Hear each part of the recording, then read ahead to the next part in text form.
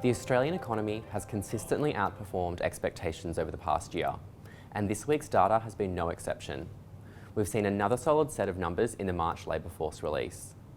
71,000 new jobs were added to the economy in March. This is a particularly robust result given it's coming off the back of very strong numbers in February. The increase was driven by a rise in part-time employment, which more than offset a decline in full-time jobs. And the economy hit a milestone. There are now more people employed in Australia than before the pandemic ravaged the labour market. The unemployment rate declined to 5.6% from 5.8%. This is not much higher than its pre-pandemic level in the low fives. However, the RBA has indicated the unemployment rate will likely need to be in the high threes or low fours to get inflation back into its target band. We haven't seen the unemployment rate around these levels since 2008. In other words, while the labour market has improved in leaps and bounds, we are still a long way off from meeting the conditions necessary for the RBA to increase the cash rate. Turning to the states, jobs growth was driven largely by gains in WA and Queensland.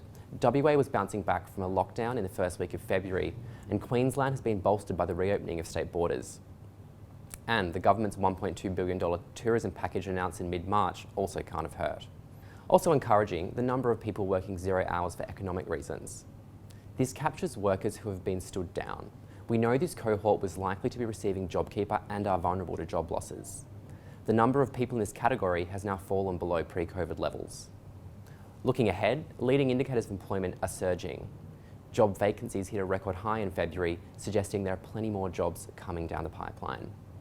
On top of this, earlier in the week we saw business conditions hit a new high, while consumer sentiment has surged to its highest level in over a decade.